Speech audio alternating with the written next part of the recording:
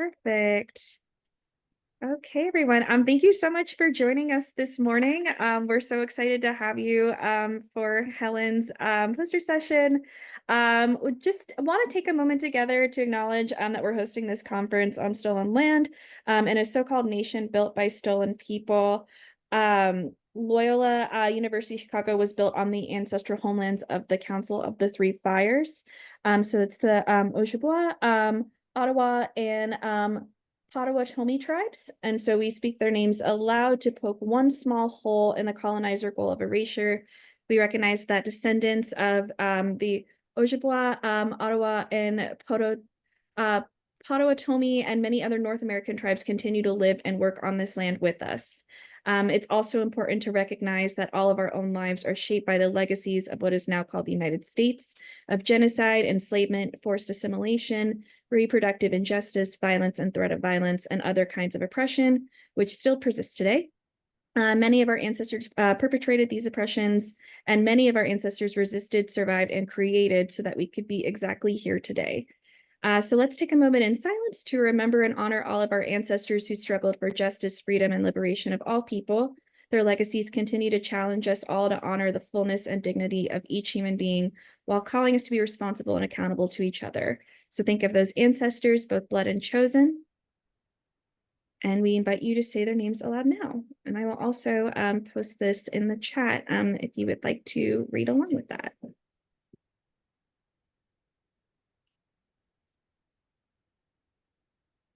Great. Post that here. It's not going through. In the meantime, as I post this, I'm going to turn it over to Helen. Helen, if you want to take it away. You sure you want to just put that in the chat now?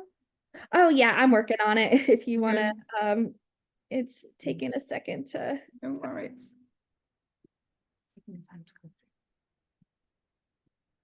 Well, thank you. Thank you for that, Morgan. Thank you. I'm going to zip through because you've got 5 minutes, but we can extend with questions if you would like at the end. So my name is Helen Ainsworth. I'm a puppeteer, a performer, and an interdisciplinary artist who's been traveling and working for a number of years, almost 20. And I'm now based in London, UK.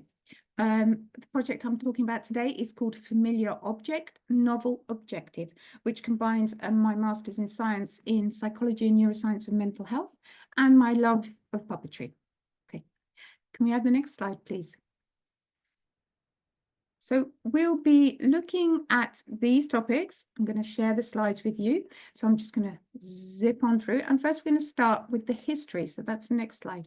So the project was born of my joint love and belief, strong belief in puppetry as an exciting art form and a vibrant art form. Also, my desire to see challenging education for our young people and the need for emotional awareness in our lives, all of our lives, and especially in the education system. So I approached my local primary school and was lucky to be linked up with this wonderful woman who is the pastoral and welfare lead at the school. So she was really the driving force who identified children, who believed in the project, and was really my champion at the school. So that was really important, just as a main point, to have as an outsider artist coming in to a school which has its own systems, to really have champions there who can guide you through the machinations of how school works, because it's changed since I was there.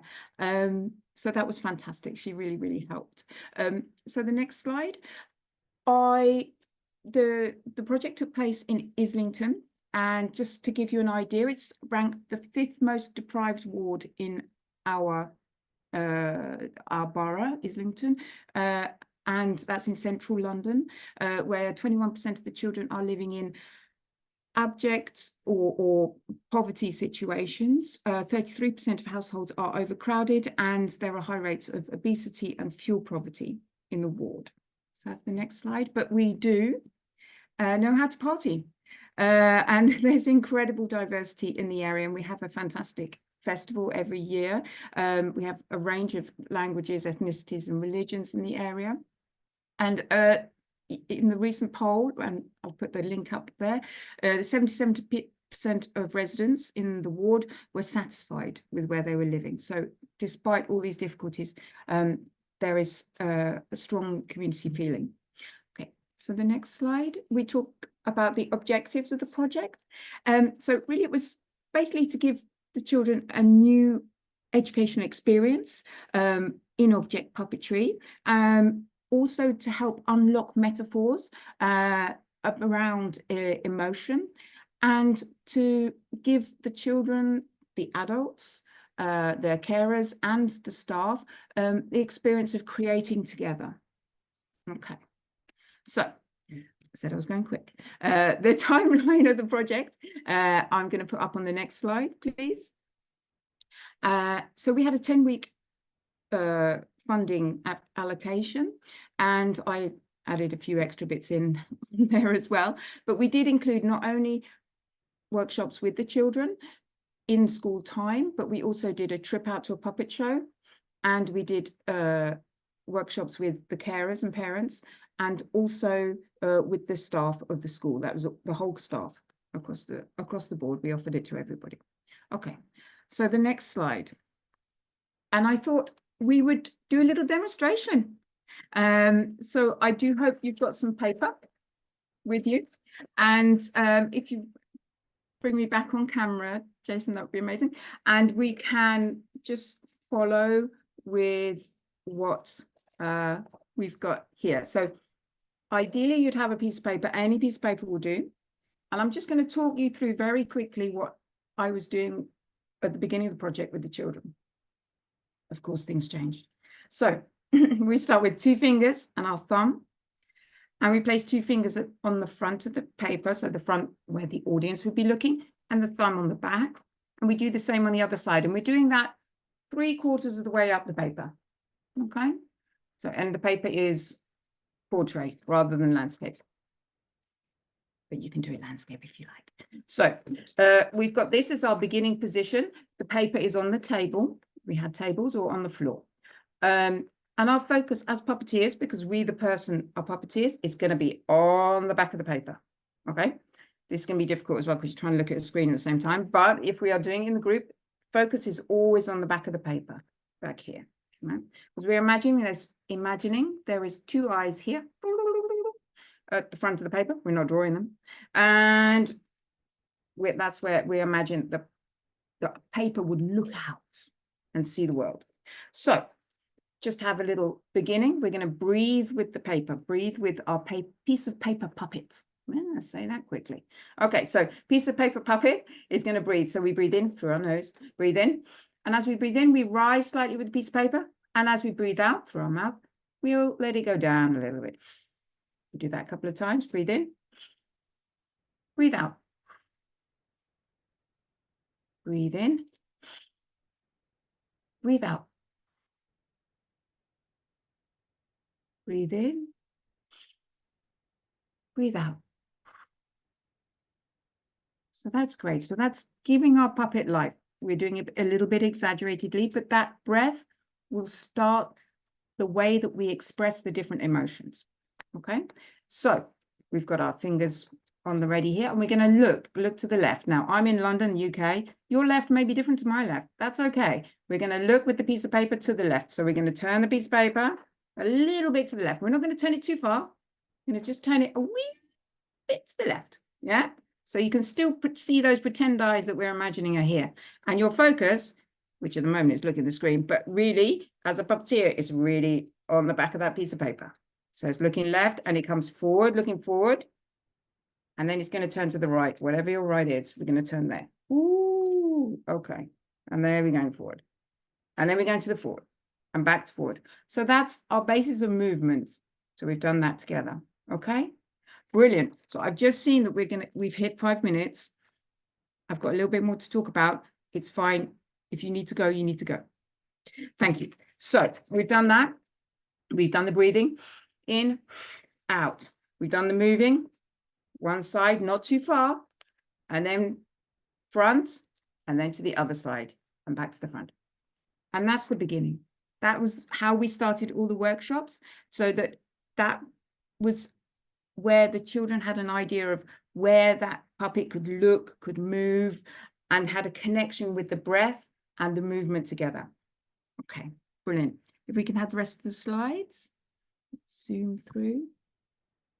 Okay, so that was the idea. So we're on slide 10. Thank you. So the practical reality was something a little bit different.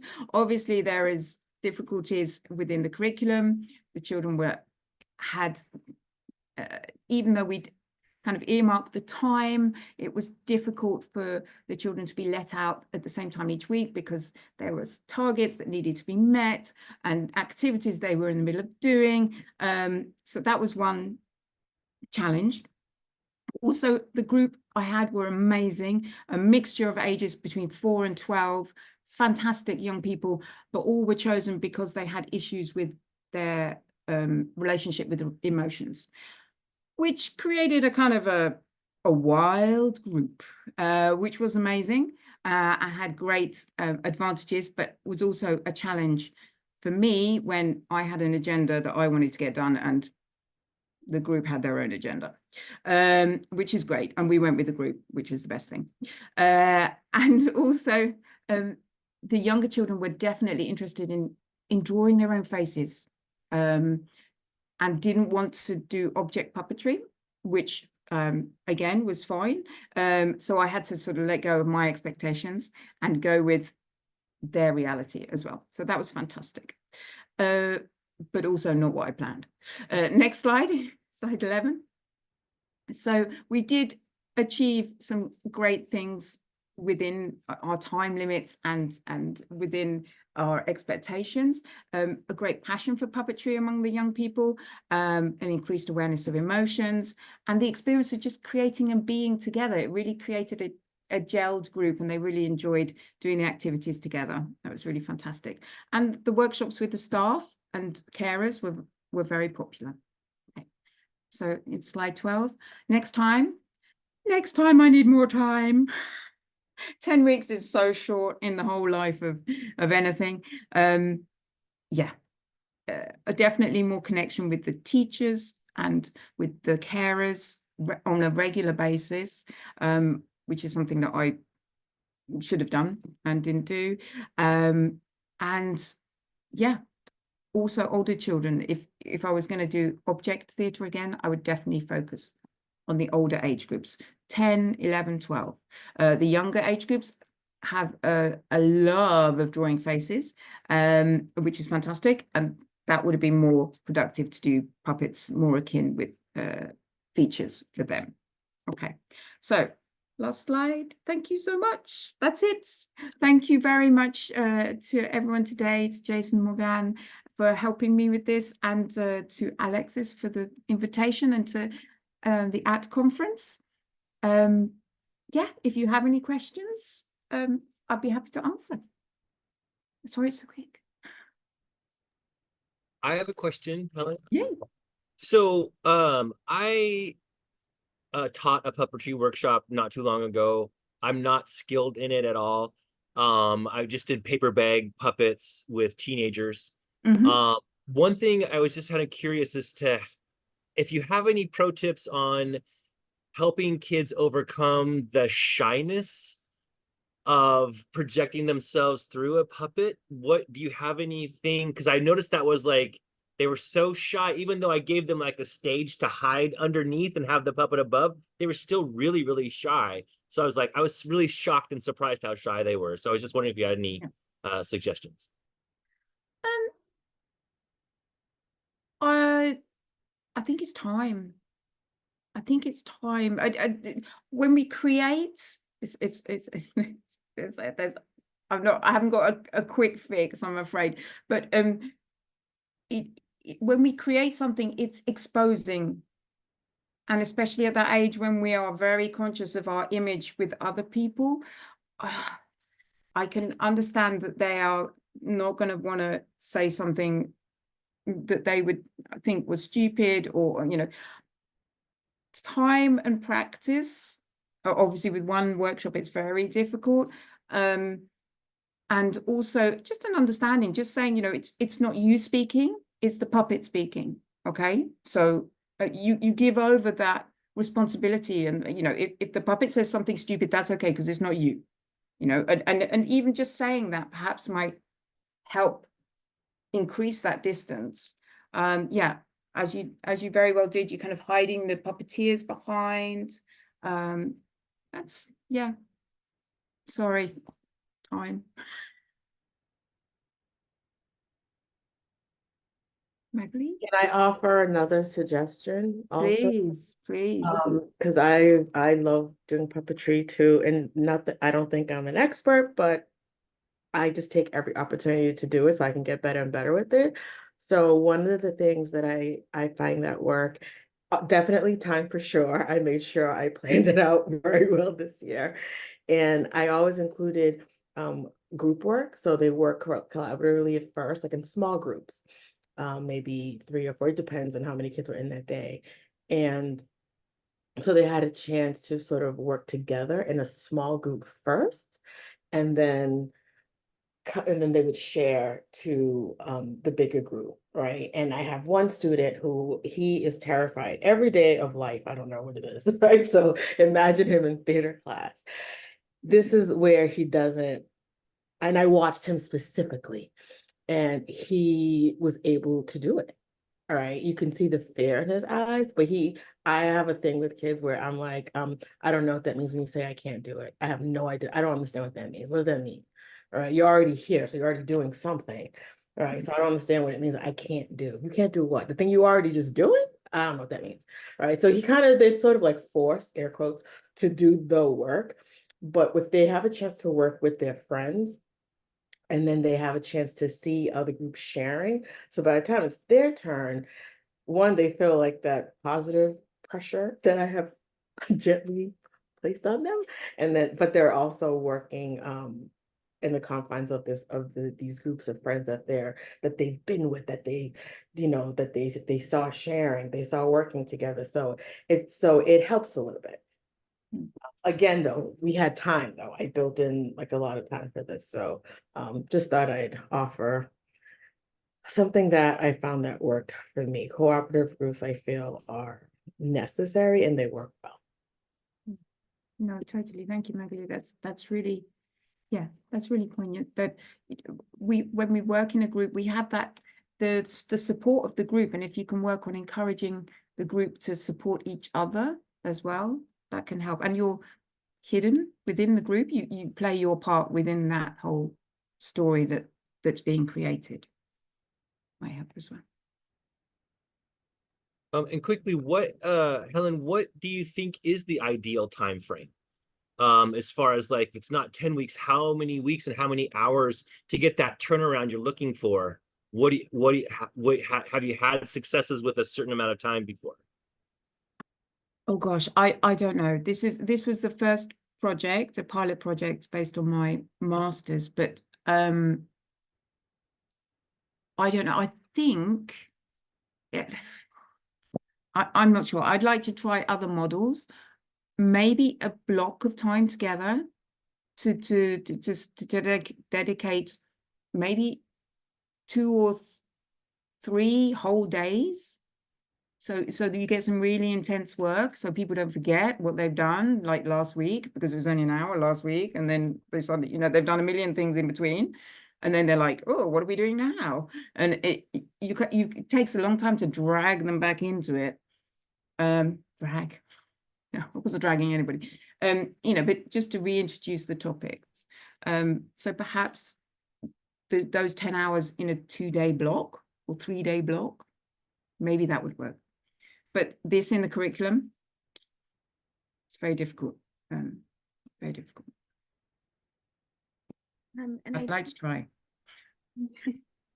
And just to see what Lisa said in the chat, that I also have them use puppets for everything. So during warm-ups, for example, the puppets are the ones who are warming up.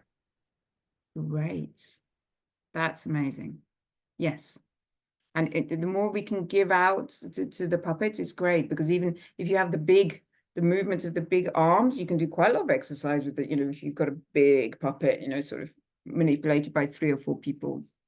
It's fantastic. That's a great idea. Thank you.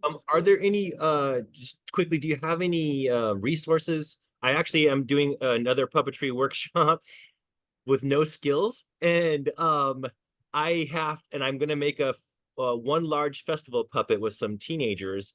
I found one resource. Do you have any like books or people that you think I should look into that to help with a teacher who doesn't know what they're doing with students that doesn't know what they're doing? So Well, that sounds like a brilliant recipe for group learning and kind of group problem solving. If you don't have any resources, I can't think of any specifically, I'm afraid, off the top of my head, but I will think and I can send them through, and then I can get Morgan to send it to you, maybe. Yeah, I'll have to think about it. So you're making a giant puppet sort of out of willow. so it's for a play called Baba Yaga and the Black Sunflower. Mhm. And so in order to accommodate all the participants being able to play roles, we decided to create a giant festival puppet of Baba Yaga so that more actors could play the part of Baba Yaga at the same time. Right. And so that's kind of like, so we can accommodate, a lot of people trying to be in the same place. So, so anyway, yeah, so it just be like one festival size puppet. And we may also use masks for Baba Yaga too, to have different scenes with Baba Yaga. But that's like kind of like, I want to get that so the kids can, make it themselves and go through that process and learning how to use it, and just another skill set. So I just kind of like, I found one resource that's kind of like do it yourself, but since I've never done it before, I'm still a little bit shy, a little bit nervous about presenting it. So I don't know. Yeah. Yeah, I think I would probably, I mean, not knowing the play, but you want a big lightweight structure, so willow and tissue paper, maybe, and then with the bamboo sticks to hold up, would be my first idea. You can also paper mache, you can also do a big cardboard, but that, depends on the weight of the cardboard and the size of the Baba Yaga head and hands. Yeah, you know, yeah, I'll have a think of if there's kind of step by step. There's something in the chat, maybe that's something in the, there you go. Puppet Showplace Theatre in Brooklyn. Has classes in person and online. Thank you, Magali. Yeah. So there's one in the chat there. Okay, but I will get thinking and pass some ideas. Okay. I don't see if there's a raise the hand. I'm sorry if I. Oh, no, go for it. Can Go I for ask- Angela. I think Judy has her hand up as well, but we can. She can go if she wants. I just You couldn't can go tell. ahead, I'm Angela. on a That's phone. okay. Okay. I'm actually on my friend's phone. It's the only one that gets reception where I'm at. So sorry. So my name's Jonna. I'm in Albany, New York. And so I just started. I taught college level for so many years, and now I'm just starting to work with pre-K through 5 full time at this magnet school. And my question for you was, I did a lot of different puppetry with the different age groups. My question is, I'll prep them. They'll do all these great things with their puppets. And then when their parents come in, all of a sudden they've lost their life. And I was wondering if there was any type of active warm-up activity or something that you do to help ensure that the students can showcase what they've learned, bringing life to their puppets and not kind of, get worried and, staring at their parents, kind of thing. I didn't know if you've ever had that challenge or if there's some kind of trick you have. Oh gosh, no, totally, totally. And that's with every age group and adults as well. You know, you kind of do Yes. something great in rehearsals and you're like, yeah, you've got it, that's fantastic. And then Yes. something totally different happens in the real thing. You're Absolutely. like, oh my goodness, where did this come from? This has Right. never happened before. It comes out of nervousness, out of yeah, inexperience again in performance. So it's just the nerves kind of will Yeah. zizz up and just make you do something weird, and you're like, okay, I'm just going to do that because I can't do what I've forgotten it. It could have gone out people's heads. Maybe just I talk to them about the techniques so that maybe they'll remember those techniques and really go back to basics with like, this is how you perform with a puppet. But if people are nervous, they're just nervous, and it's just and I Okay. think something has gone in throughout all those times of rehearsing and doing and being on the stage and that interaction, and some residue of that will be there. But Yeah. how you force It's it, frustrating because they spent so much time making their puppets and they looked great, and then their puppets just like didn't move. yeah, a lot. I'm like, oh. Yeah, that's a lot of times when I'm doing puppet workshops, a lot of time is spent making, because sometimes we come from a making background, and I do as well. Yes. I come from a making background, so you know, we can get lost in the making, and it has to be perfect. Yes. And then the performing is another skill, and it takes a lot of time, just as much time Yes. to get it into us, and it's hard. Performing with puppets is hard. There's a lot to remember. You know, you focus, the movement, the breathing, the emotions, the words that you're meant to say, the position, Right. all of this it's hard. It's Okay. play, but it's hard to keep it all going. So I just think, you know, we it comes back down to time. Yeah. We should Time, just teach puppetry. repetition. We shouldn't teach Yes. anything else. Yes. Oh, It's what they got out of it. So yeah, it's yeah, exactly so. yeah, and although in theatrical terms it may not be what you were hoping it would be, but I'm sure the Right. kids were proud of what they did. You were proud of them. Yes. Parents were proud. The carers were proud. Yes. Yes. Win. Yes. Thank you. All right. I'll let the other person. Judy. Yeah, I just wanted to ask about, you mentioned in your timeline how you also worked with teachers and other like staff at the school.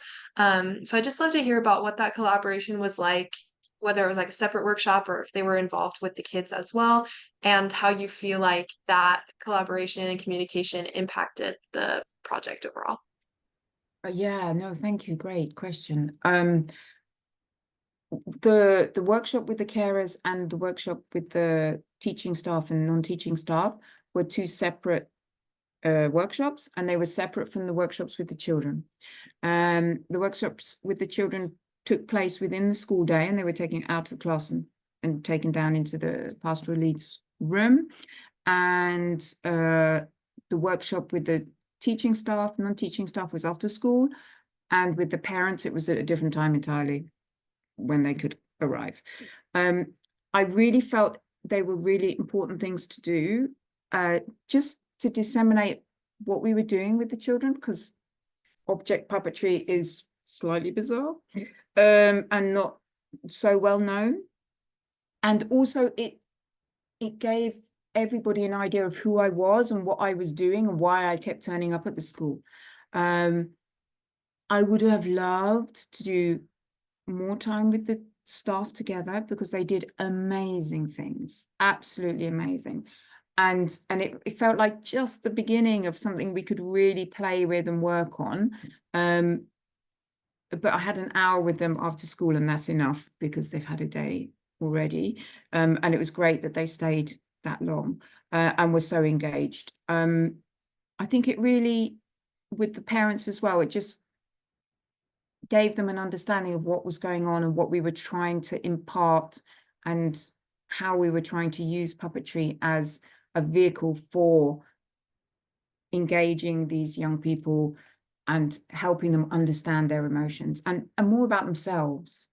Yeah, so it was really impactful. And if I had my way, I'd do more of that as well. Do definitely more. A day with the teachers would have been amazing. With the parents, maybe more regular workshops. So at least more of them had an opportunity to come. We had about 4 out of the 12 potential, 4 parents, parents of 4 of the children, and there were 12 involved. So not the greatest turnout, but I understand it. Everyone's got busy lives. It's difficult. Yeah. Thank you. Angela, thank you. So what additional objects did you find it simple to? Okay, so yeah, we use paper. We also used pencils, imaginary pencil. The scissors did provide us with a lot of exciting potentials for dramatic interactions with paper and scissors, but there were safety issues with that. There was a lot of enthusiasm going on with the scissors and the acting with the scissors, but it got a little bit dangerous, even though they're the rounded school scissors, which was fine, because the young people were like acting with them and really getting into it. I had to get rid of the scissors, unfortunately. But the pens and the paper and the pencils were great. You can still have a lot of interaction with a pencil, kind of drawing on your paper, and even making a hole in it. So there's impact and visual impact, and also the emotional impact of one person's words can be visually represented on another person as well.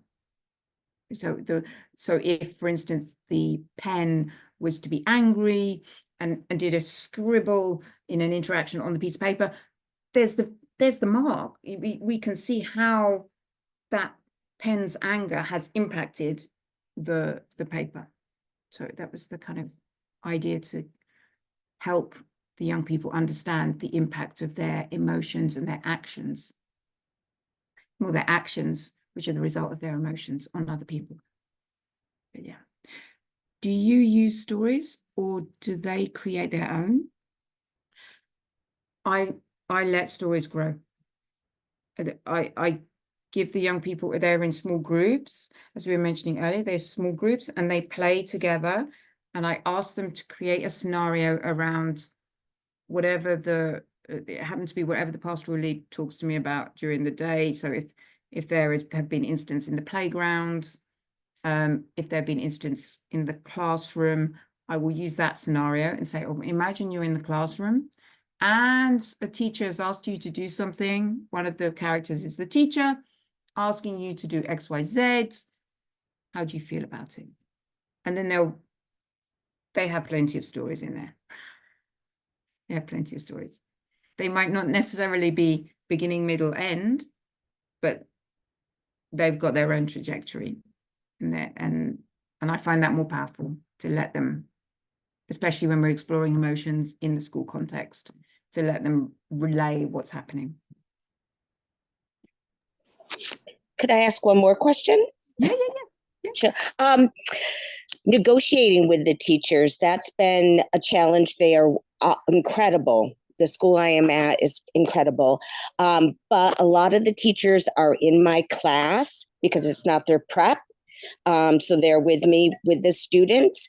And so I'm wondering if what you say when you meet with the parents about puppetry. I know you said kind of go with the group, but sometimes it infringes on their creativity because they feel like they should always just be listening and then speaking only when spoke to.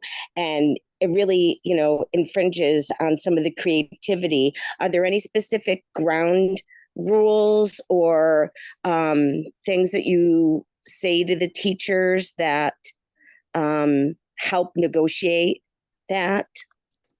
So if I understand you're referring to like the teacher pupil hierarchy. Yes. Yeah. And which I didn't have the teachers in my class, so it's not so much of a problem. In that sense, that wasn't necessarily a challenge for me, because I was a newcomer and I had a different persona when I came into the classroom, and we got rid of the chairs and we got rid of the tables and I got rid of their Yes. shoes and I got rid of everything. But that had its problems. But I think if you have the teachers present, it is a delicate balance with respect and also creating an equality as well. Maybe I've had this experience of people kind of butting in and perhaps undermining my authority of kind of when I was trying to lead the group. It's always the word respect I find really helpful, and laying down some ground rules at the beginning, saying there's no stupid ideas, there's no wrong in art. I'm showing you a way of doing something, but I totally respect your I'm showing you technique to do puppetry, but I respect your individual creative ideas. And if you want to do something a different way, and you experiment, see if it works, as long as you are respectful of other people in your group and what other people are doing.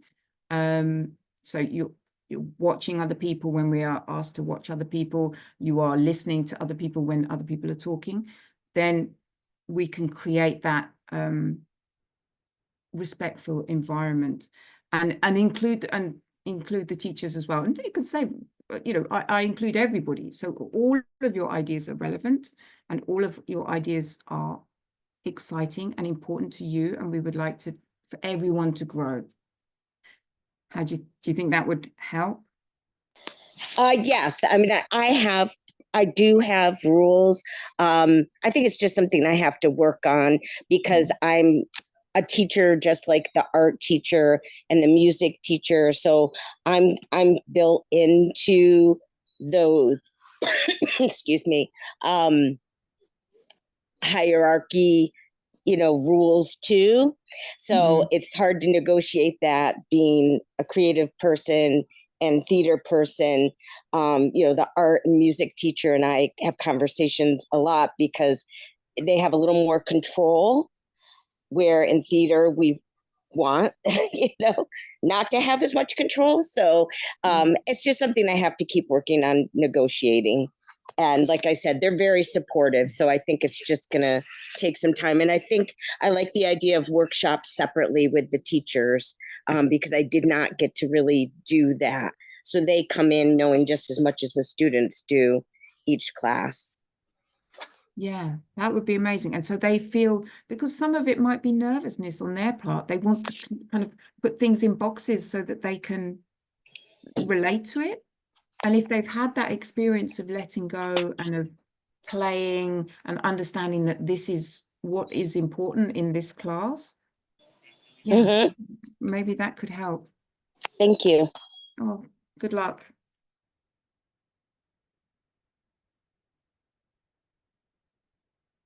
Oh, bless. Oh, Kendra.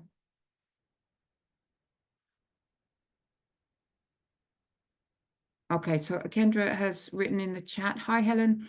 I would love to hear you talk more about the emotional metaphor piece of your project. How did you introduce emotions or the ways that puppets worked through these? Or were there any key exercises or moments you had with the students to discover the metaphors? Love the idea of pen marking, thank you, on the paper. Were there other moments that the kids came up with that one? They're the amazing. They were brilliant. So to talk about the emotional metaphor, really that was something that was an idea I had.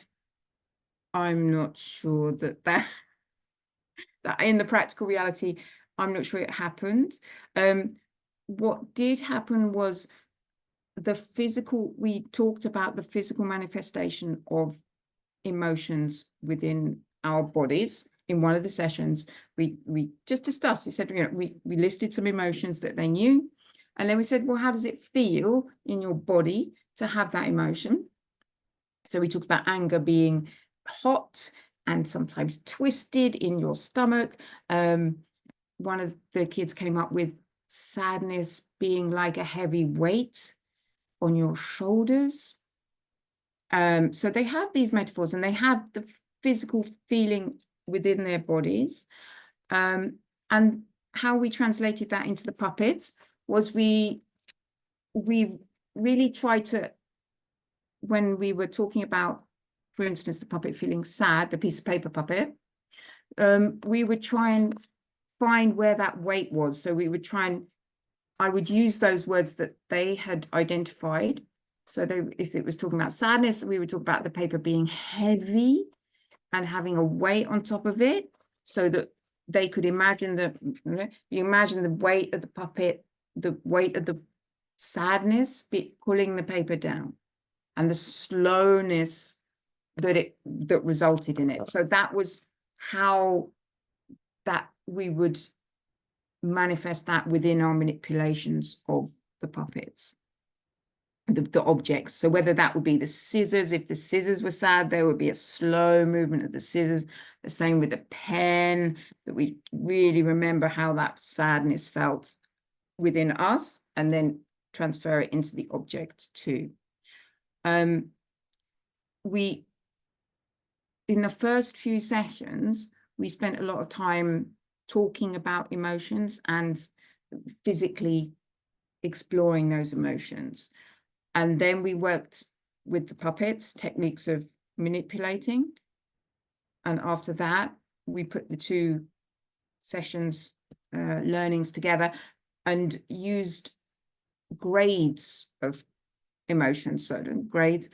So we'd have 10 grades of intensity. So 10 would be a very intense feeling and 1 would be less intense. So the puppet would, we'd say level 10 sadness. So the puppet would have to be very sad and very heavy. And we talk about manifestations of crying and wailing or whatever sounds that would make. And then we zip it back to 1 where the puppet would be a little bit sad. So it would just be a little bit weighty. And they were quite basic names of emotions that we had because of the age of the children. But that was how we explored them. And there's fun games that the kids would like shout out, sadness level 5. And everyone on stage would have to kind of be sadness level 5. And then they'd be like, happiness level 20. But there's only 10 levels. And then they'd have to be happiness level 20. So we were playing with that and playing with the extremes of emotions and levels of emotions. So those were our exercises. When we then came to create little sketches together. So I would produce an idea of, you know, you're in a classroom, one of you's the teacher, one of you's the pupil, and, you know, maybe somebody doesn't want to do what somebody else said. And they would have to do that, create that scenario, but with emotions. So they'd always have to understand what level and which emotions they were feeling. And so that would be a kind of game of ping pong that we'd play, emotional ping pong. I give you anger level 5, and the other puppet would give back sadness level 3, and then anger level 3, sadness level 10. I don't know. They would play with that. And I asked them to imagine those interactions as if they were playing tennis or ping pong or again, they're volleying back these different emotions. So that's how we worked it. The idea of emotions, the emotional metaphor, was really to explore how these objects could express the emotions and whether that would lead to a deeper understanding. So we had sadness or anger. Sometimes anger, the paper would just rip itself apart. The kids would just rip the paper. They'd be so angry, and then they'd start ripping it themselves. So it would end up in 100 little pieces. And just looking at that as a metaphor for what happens when we are angry, that we end up in bits, that we end up unable to kind of think straight and create a cohesive whole is an interesting metaphor. Whether the children took that home, I didn't test. I should have tested that. Next time. Yeah. So that's, but the children came up with some great ideas with the, when the paper was happy, it would fly off into the air and be thrown around as well. We had to stop that. But yeah, it loved flying when it was happy. That was great. Thank you. Thank you for the question. The kids are very amazing, Kendra. Yes. When they have a little bit of space, they will just blossom into wonderful creators. It's great. And when we give them the chance or encourage them, as Angela was saying, really encourage them to be bold with their explorations, they can come up with wonderful things. And it's in them. We just have to find a little space to help nurture it. It's hard when you've got 30 then. Thank you. Oh, I think, is that? I have one more question. Yeah. So I was just kind of curious. I used to be a special education teacher, and I worked a lot with behavior. And I was just kind of curious as to, at the end of your workshop with these kids, and I know you said that you didn't test them to see if they were aware of some of the things like the antecedent triggers and stuff like that at home, but like at school, do you feel like they had more cognizance over any of their relationship with why their emotions were the way they were, or if they were still kind of like not really in touch with what was causing the emotions? I'm not sure. To be fair, I really, because I didn't specifically go down that avenue and ask them directly, sort of, what do you think you've learned here? And what I did get was feedback from their class teachers, and some of them had definitely found a bit more of an even keel. Whether that was to do with puppetry, whether that was to do with other things, we just can't tell. But there were definitely 3 who had an improved, well, one who was improved in their confidence, who'd been extremely quiet and reticent before, and the other 2 who had some improvements in behavior, in terms of their interaction with other people, and less likely to have explosive episodes as well. But yes, that was a failing on my part, definitely, to not test at the beginning and test at the end. There are, some questionnaires that I could have done on emotional language, emotional vocabulary, that would have been good for them, at least to get an understanding. Yeah, sorry. And that's okay, but as in the furtherance of what your research is this something you're looking at creating an intervention model for the future? Is this kind of where you want to go with your work? Yeah, I'd like to test and see if it's worth, whether it works, as you say. I mean, before this 10-week block, I did do a very short 5-week intervention, and that had amazing results with older children. We ended up doing some freehand sort of improvisational sketches. When a lot of things were revealed, that one piece of paper asked the scissors to cut her and make her smaller, and the scissors said why, and the piece of paper said, I want to be like the ruler. And I flagged it up, and apparently she was missing meals because she wanted to be in the gymnastics class, whatever. So a lot of things did naturally come up, and I think it could be a wonderful way of expressing some concerns for young people, just to express their feelings and have those feelings addressed. It's not in a therapeutic way, but just in a kind of early intervention, understanding what's going on way. So I think it could be really helpful. The practicalities of doing it with 30 in the class. We have 30 children in our classes. I don't know how many in the US, how many you have, but the practicality of doing 30 kids all doing this at the same time, it's hard, and goes back to the kind of the authoritarian model that we have, that is necessary to kind of perhaps impart knowledge to that many children at the pace that we have to do it. So it's still experimental. It's still experimental. I'd hope it works. I want it to work. But the practicalities in terms of a large class, and teaching that many practical skills, it's a real challenge. It's a real challenge, especially if you give children a little bit. What I found was giving them this, I gave them lots of freedom at the beginning, and they were so happy. It just turned into, you know, playground time. It was just wild. And it was like, you know, guys, we have to be a little bit controlled with our play.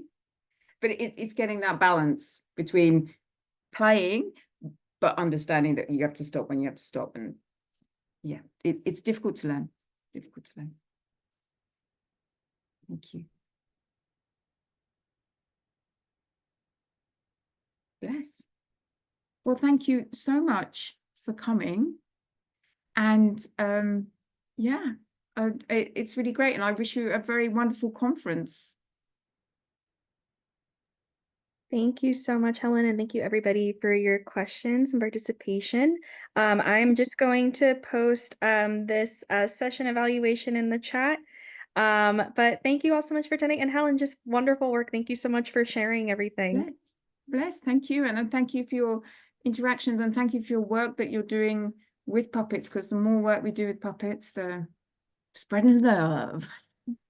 No, it's great. I just think it's a wonderful medium for so many things, and has the potential to teach and to for us to share experiences together, young people and teachers alike.